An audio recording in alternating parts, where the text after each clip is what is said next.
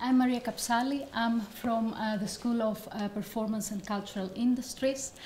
And I took part in Leeds Creative Labs this summer.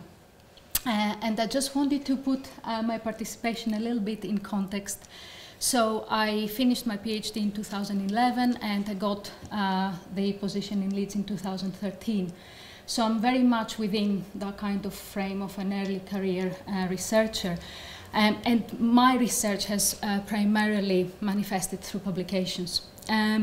So I was, very enthusiastic about the opportunity, and what I felt it could give me was meet people outside the academia, especially people that come from with a technological background, and also push the boundaries of my own discipline, and hopefully start thinking about applying for external funding.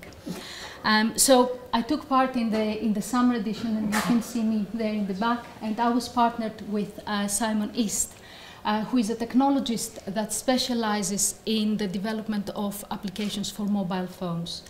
And he has worked with all sorts of, for all sorts of different sectors. So he has done a mobile application for disabled users to control multisensory rooms. He has done applications that calculate the amount of petrol you spent while you're driving your car.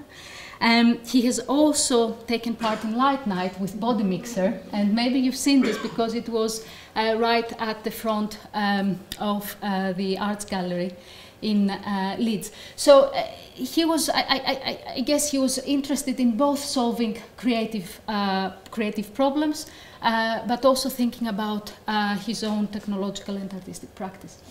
And as I said, for me, I mean, my field is actor training, performer training, and I specialize in the use of psychophysical disciplines in actor training. And I've used this in my teaching, and this is what I'm researching. So what I was thinking, what I would have liked to take out of this collaboration was to think about my practice in new ways, think whether we could actually use technology in the studio in and of itself. And I was also thinking about the new generation that enter the doors, the millennials, so-called, that probably they have a very different relationship to technology, and perhaps this was something I would like to understand and think how it could fit with my work. So I just wanted to put this in a kind of a wider context of the overall discipline of theatre and performance. Now, technology has been used by performance for many years now, and there are a lot of companies that have innovated significantly with various technologies. There is a whole field out there, there are books and conferences out there. And in some sort of weird way, performer training has not really caught up with this development in the rest of the theatre field. And I think one of the reasons for this is logistical, the fact that performer training takes place within institutions, so resources are limited, or within companies, and again, resources are limited. And I think there is another more insidious ways, in the sense that performer training is supposed to train the human. So technology, I think, is seen as a sort of an antagonist, as a sort of anti-human or post-human element, which will undermine the resources, the voice, the imagination, the body that performer training is trying to develop. So I'm saying all this in order to give you a sense that although there are a lot of people in my field that would like to work with technology, that say that we need to work with technology, there aren't really many opportunities to do so. And I think one of the things that Leeds Creative Labs offered me was this ability to work beyond the disciplinary boundaries of my field, but at the same time being able to go back and implement this knowledge in my field, bring it back into my field. So what did we do during the meeting? I think we primarily imagined. I kind of talked to Simon about my practice. These are the things I'm doing. These are the practitioners I'm drawing on. These are the obstacles or challenges I have encountered. And he also told me, you know, the kind of things he has been doing. And by the end, we came up with 4 possibilities. And at that point were really things like, well, let's think about this. So one idea was to develop this multi-surface, this multi-camera video where mobile phones would be able to be connected one computer. People would be able to film someone doing something, saying a few lines or doing a movement, and then a software would randomly select those images and cut through them. So I think what this could offer us was a way to bring a sort of randomness and serendipity within a performer training situation, give to the actor trainer and the students an end product, so some sort of document of a training session, but also train a resource, a kind of a visual literacy, because immediately by asking someone to film something, you invite them to think about framing, about what they're filming, what they're selecting, what they're deselecting. And one of the things I wanted to do with my students and in my practice is develop not just performing skills, but also compositional skills. The other idea was a 3D sound. So again, we were thinking of strapping a mobile phone on someone, on one body part, and by the movements, the phone would respond and it would create sound that could move around the room. And we wanted to try this both with sound and text and voice. The other one was situationist. So another area of performer training I wanted to address was the fact that performer training in some ways is very insular and takes place within a studio.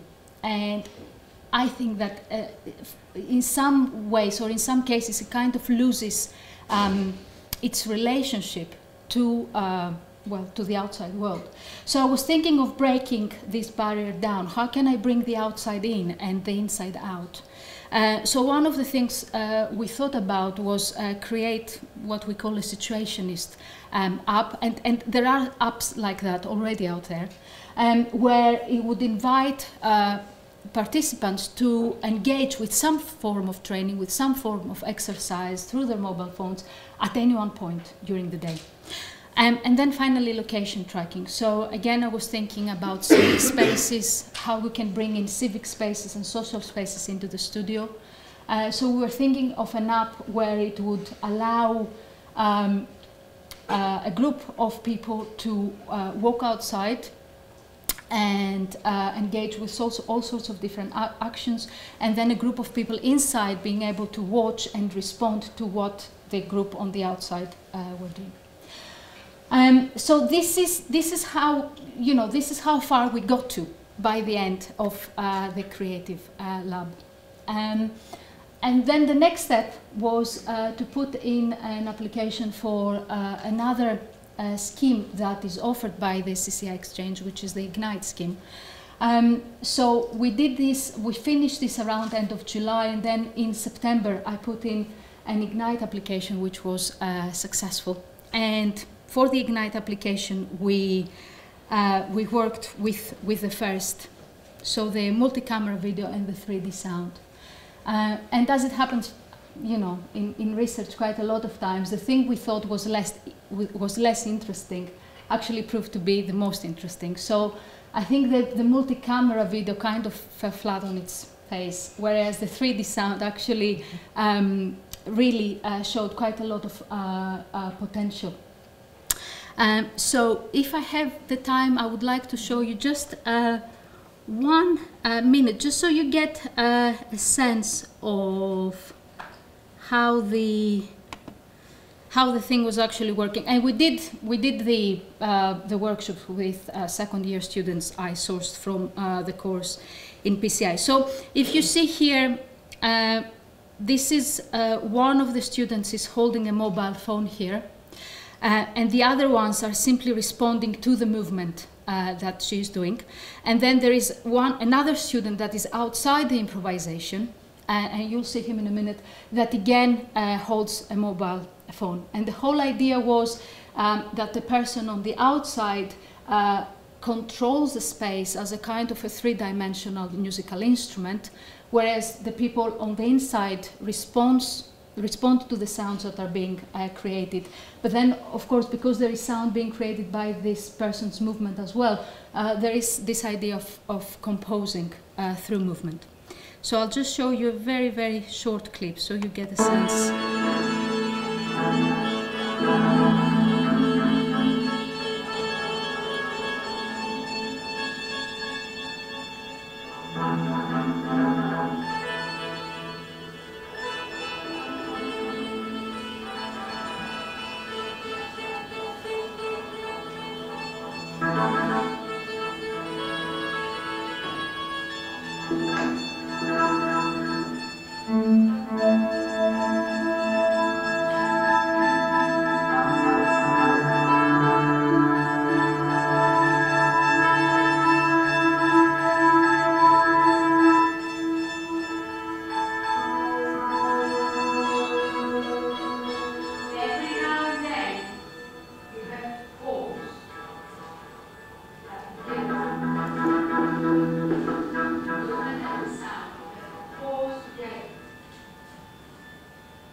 So I think you got the sense. I'm going to just stop it there.